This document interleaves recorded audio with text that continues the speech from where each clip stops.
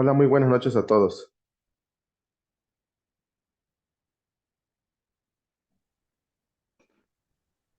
Buenas noches. Buenas noches. Muy buenas noches. Ok, les doy la más cordial bienvenida a este su módulo 23. Estamos en la primera semana que se va a denominar las tecnologías emergentes en la administración y gestión. Durante esta semana vamos a estar viendo lo que es parte de la administración, parte de lo que es la gestión.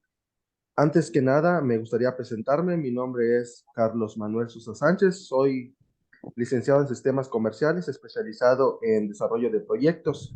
Parte de lo que vamos a estar visualizando y elaborando durante estas 4 semanas precisamente es un proyecto que esté enfocado en la solución de un problema, ya sea de un ámbito local, estatal o nacional, en el que a partir del que ustedes hayan trabajado en su módulo anterior, que lo pueden retomar o en su caso pueden optar por iniciar uno nuevo, dependiendo de lo que ustedes quieran realizar.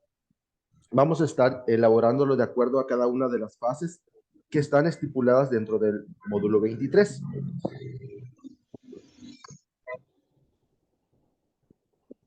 Ahora, antes de iniciar con esta pequeña presentación, me gustaría saber si tienen alguna duda con respecto a la fase 1 y la fase 2. No puedo, no puedo.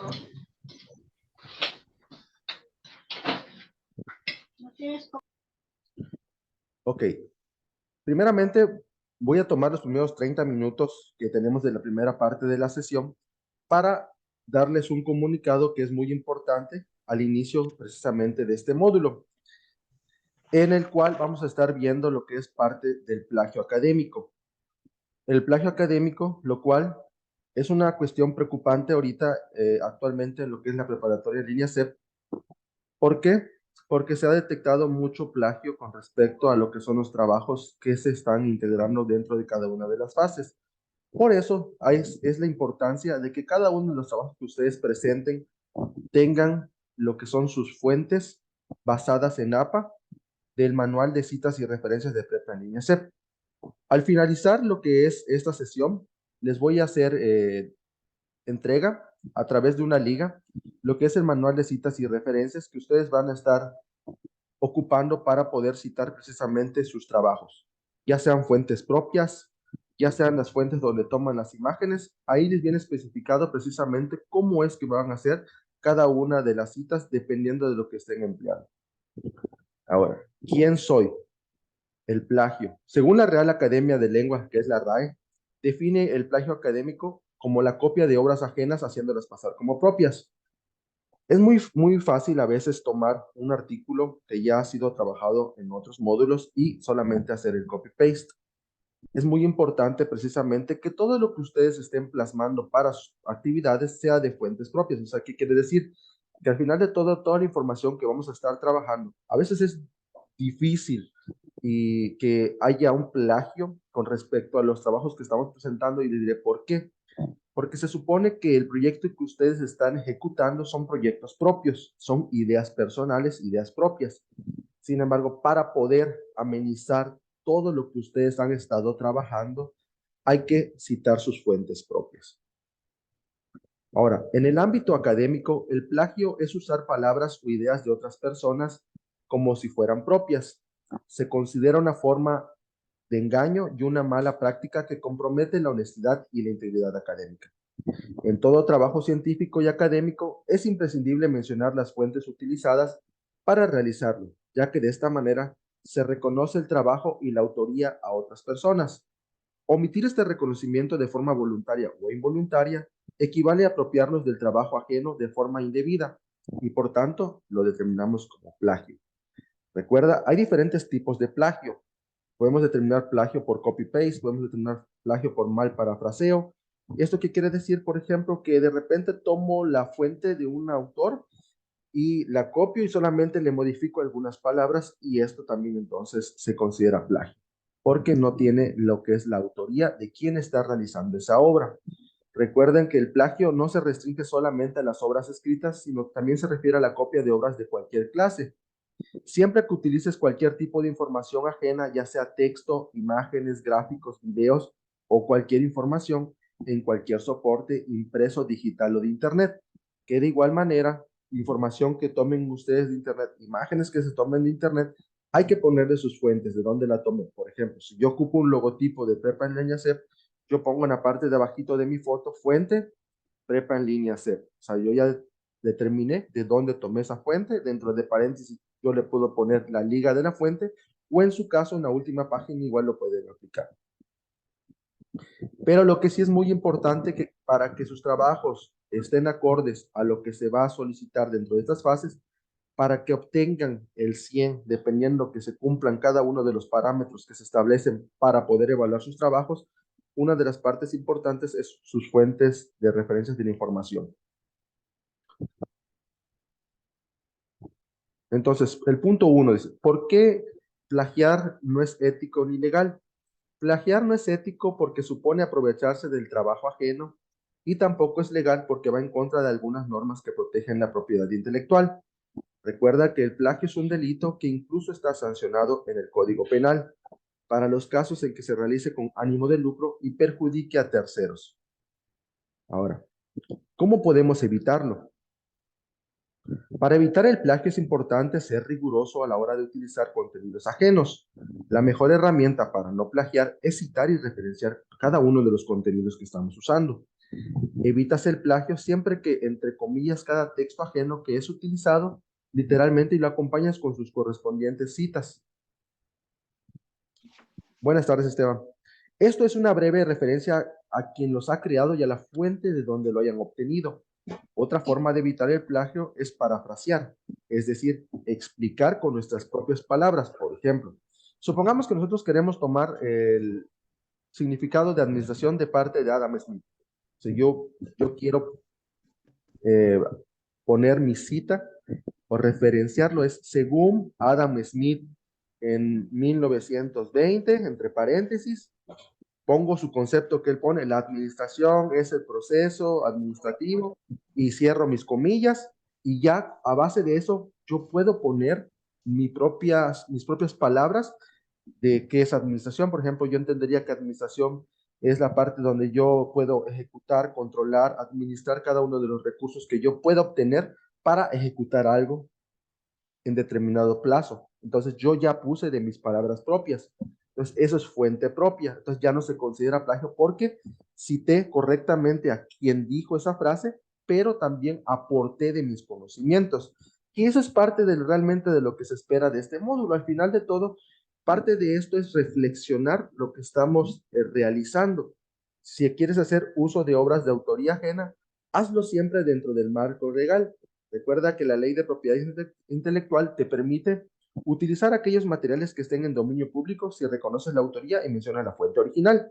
Como por ejemplo, si queremos citar, buenas noches, Araceli, si queremos citar, por ejemplo, información de Internet, o sea, también tenemos que ponerla, toda aquella fuente que nosotros utilicemos son las que tenemos que aplicar. Fuentes que estemos utilizando para basarnos de nuestro trabajo. Literalmente, vamos a suponer, de repente puedo hacer que un proyecto no tenga ninguna fuente bibliográfica ajena porque todas son propias, entonces yo voy a utilizar fuentes propias. Por ejemplo, un ejemplo de su fuente propia. Mi proyecto es la escasez de agua en Nuevo León. Entonces yo voy a poner mi apellido paterno, Sosa Sánchez, Carlos Manuel. ¿En qué año inicié mi proyecto? Vamos a poner el módulo anterior, fue en el 2022. Lo cierro entre paréntesis y le pongo el nombre de proyecto, la escasez de agua en la ciudad de Nuevo León.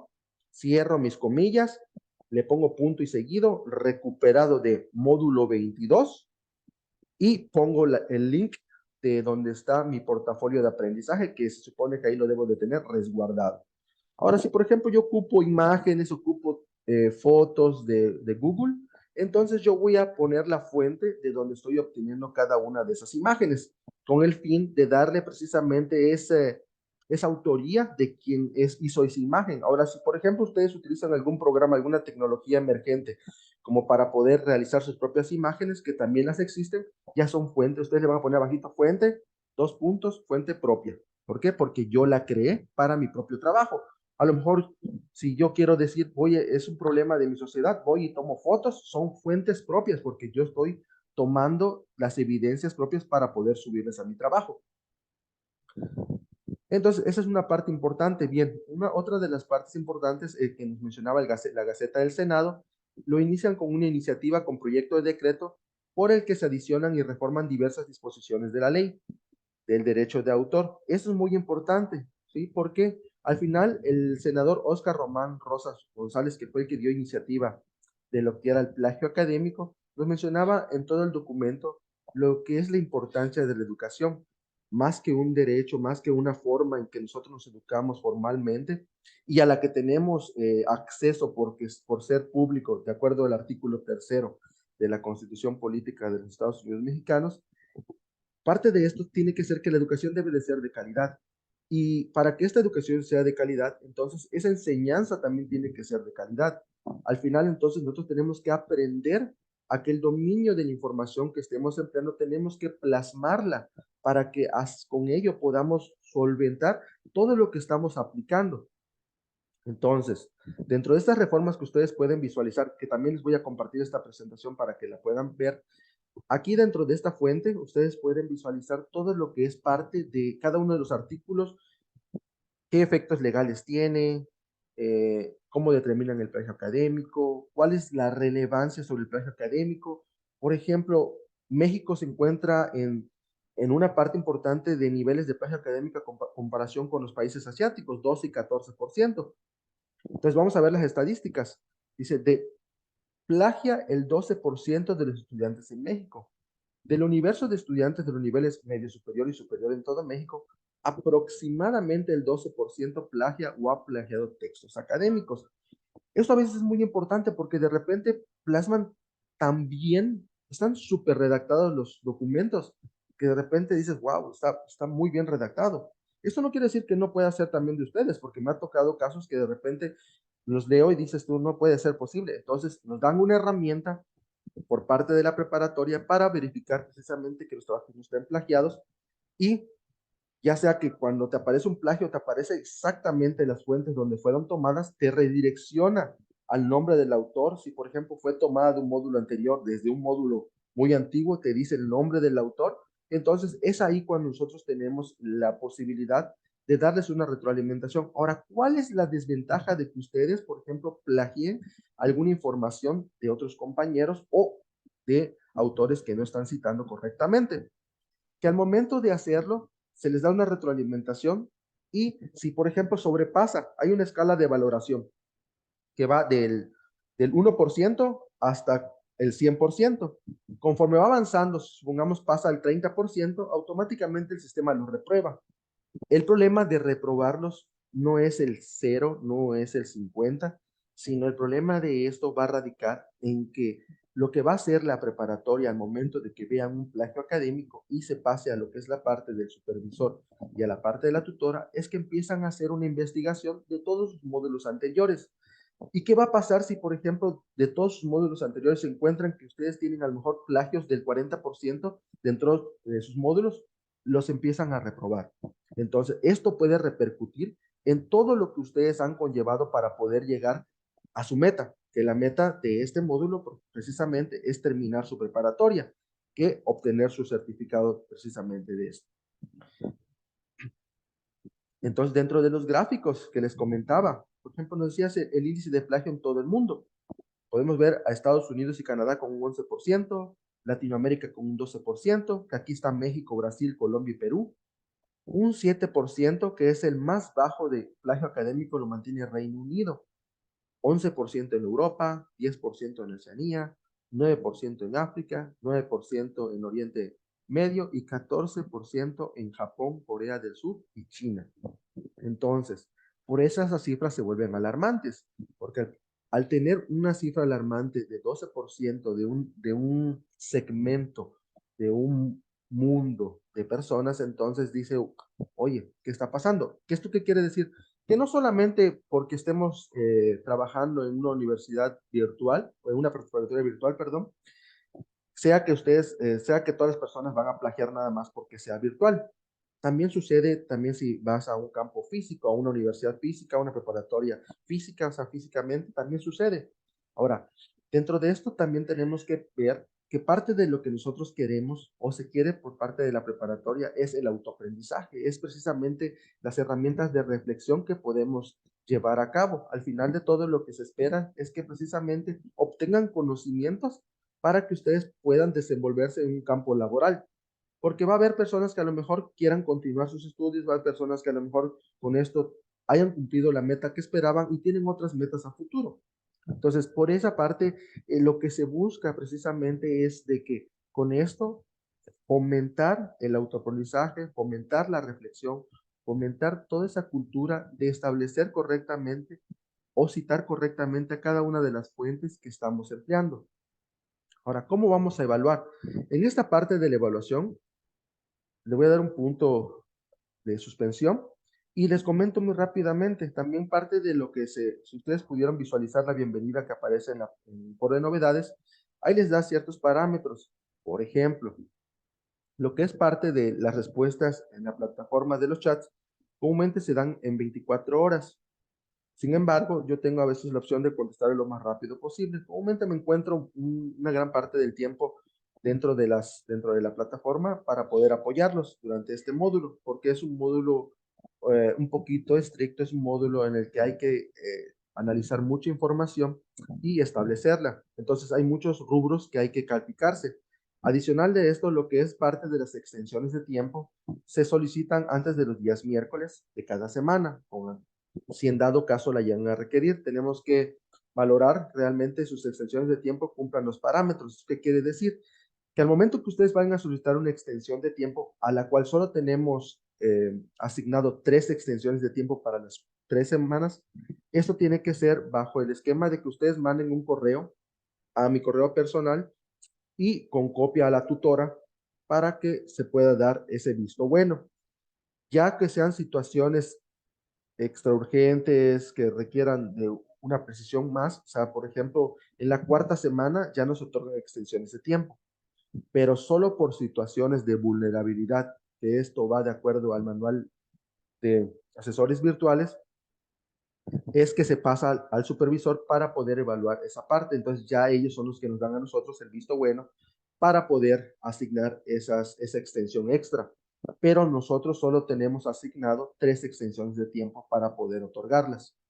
Y que vamos a suponer que ustedes por alguna circunstancia, ya sea tecnológica, se les fue el internet o tuvieron algún accidente, que esperemos que no, tuvieron algún percance familiar, algún problema de salud y soliciten su extensión de tiempo, supongamos, ¿no? El día, porque la plataforma se cierra cada domingo a las 11:59 de la noche, horario Centro México.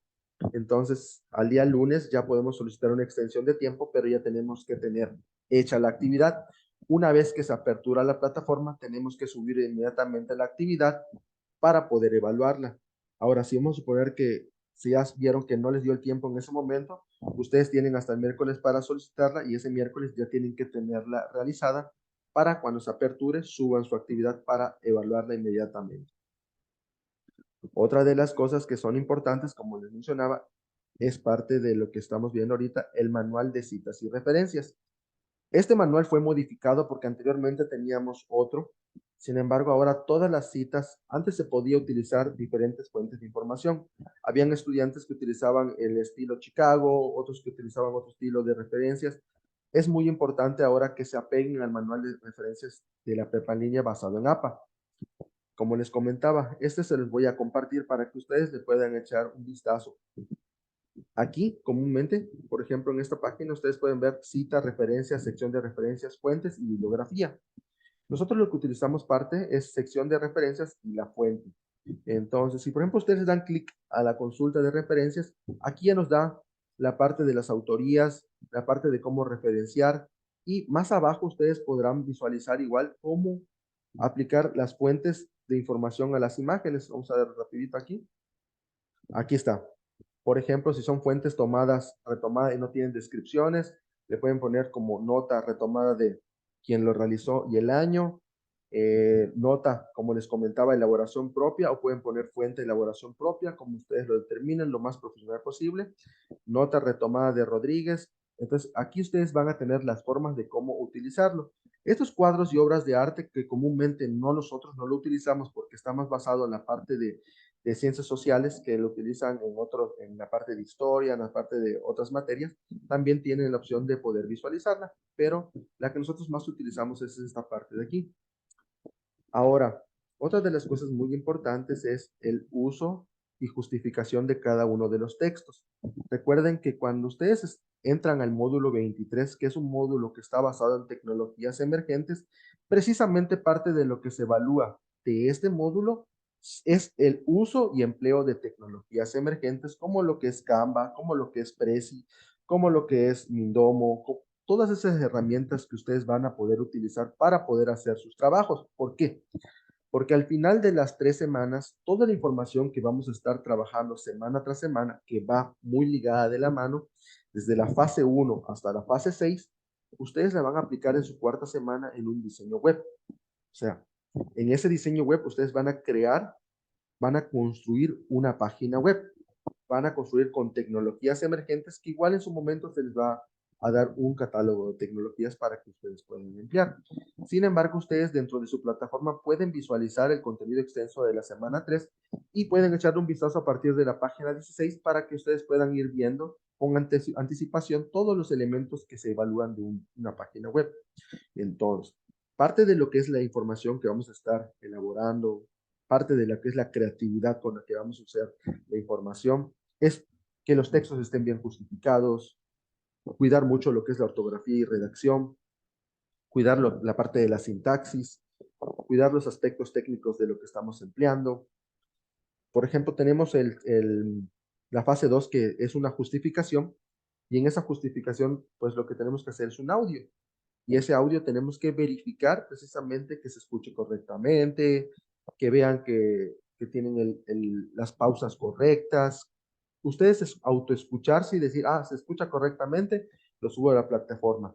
Verificar que si, por ejemplo, ustedes emplean alguna tecnología emergente como Canva, Prezi, o a lo mejor también alguna plantilla de lo que es la parte de Drive, de donde están los Google Docs, verificar que cuando ustedes lo compartan no esté con contraseña, porque ha sucedido que de repente lo suben y para evaluarlo hay que solicitar permisos. Y esto es un poco complicado porque al final atrasa lo que es las calificaciones y a veces es muy difícil contactar al estudiante por el medio del chat, por el medio del correo, porque pues estamos en horarios diferentes. Por ejemplo, yo estoy en la parte sur, que es en la ciudad de Chetumal, Quintana Roo, y aquí estamos ahorita, por ejemplo, 8:23 de la noche. En la parte norte, pues estamos ahorita 7:23 de la tarde. Entonces tenemos un horario diferente, contactarlos es un poco complicado y entonces eso atrasaría. ¿Y qué sucede? Por ejemplo, si por ejemplo ustedes entregan sus trabajos de lunes a viernes, da la posibilidad de que si por ejemplo su calificación es no aprobatoria por alguna circunstancia que no se cumple con los requisitos de la actividad, tenemos la oportunidad de corregirla antes del día domingo de las 23:59. Pero ¿qué sucede si por ejemplo suben su actividad el día domingo y que sábado y domingo no son laborables para los asesores virtuales y lo califico el día lunes? Ya no se puede corregir esa actividad y entonces con la calificación que se quede es ya sea aprobatoria o reprobatoria quedaría. Maricruz, de hecho en la fase 2 solo es puro audio, es cómo vas a justificar tu proyecto. Realmente ahí se establecen ciertas preguntas de cuál es la importancia que tiene tu proyecto, quiénes son las personas que van a integrar tu proyecto, cómo es que lo vas a realizar, qué es lo que esperas de tu proyecto. Todas esas preguntas son las que tú vas a responder para poder decir por qué mi proyecto es el mejor, qué voy a solucionar, a quién voy a ayudar, qué colonia, en qué estado. Es muy importante precisamente delimitar, y esto sí va en generalizado, que cuando establecemos el objetivo general, bien nos dice la plataforma, bien nos dice la fase 1, que tiene que estar adecuado a los verbos en infinitivo, ar, er, ir, y debe de ser concreto y conciso. Entonces, un objetivo general debe comenzar con verbos como por ejemplo desarrollar, aplicar, concientizar, terminación, ar, er, ir. Si no está estructurado de esa manera, el objetivo general no es válido. El objetivo general no cumple con esa estructura. El objetivo general comienza verbo en infinitivo, tiene que tener la parte del problema, tiene que estar delimitado el lugar del problema, porque si ponen en mi comunidad, realmente, pues yo pongo, por ejemplo, concientizar a las personas de mi comunidad en el 2023, ¿sí? Y yo me pregunto, ¿en qué comunidad? ¿En qué estado? ¿En qué colonia?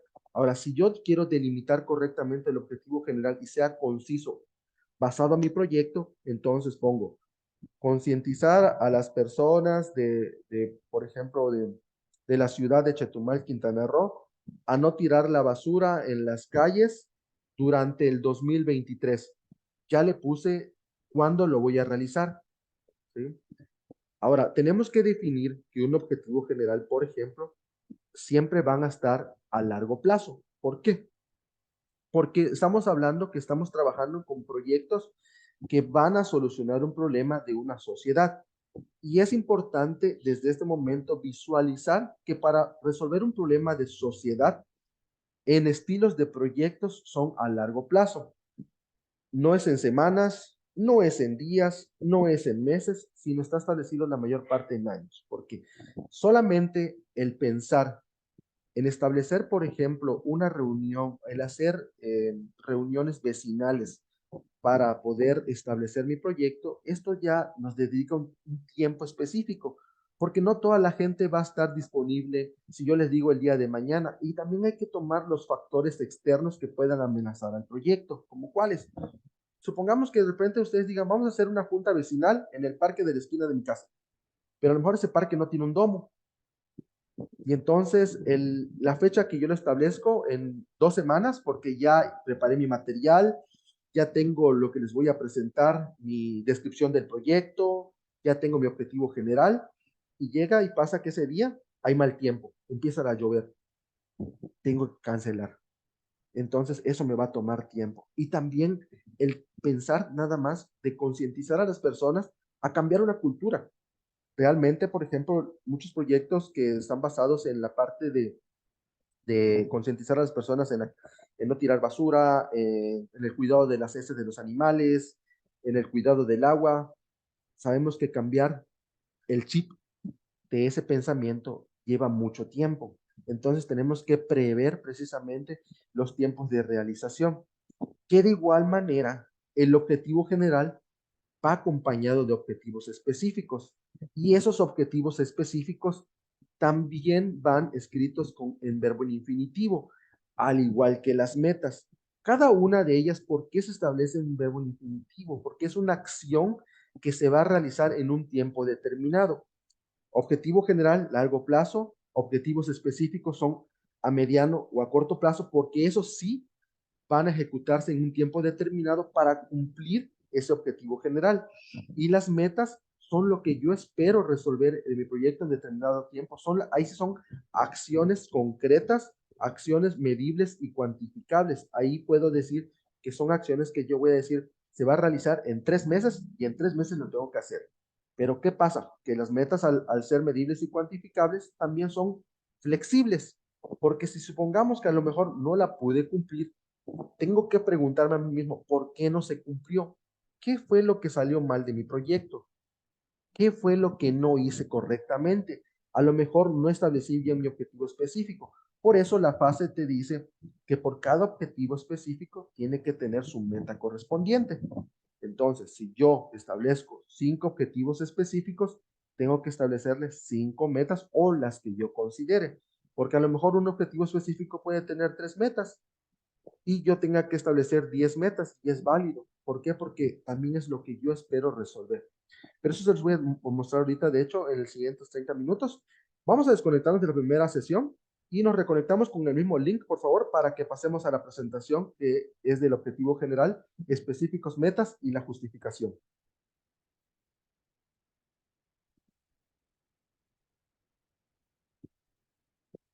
Marina Rodríguez, no, de hecho, las instrucciones no van incluidas dentro del trabajo. Ahorita les explico esa parte y La aplicación que yo te recomendaría, María, es Canva. Es una aplicación muy sencilla de usar que tiene muchos elementos interactivos que pueden aplicar para su presentación. Por favor, retomamos, nos podemos volver a conectar con la misma liga.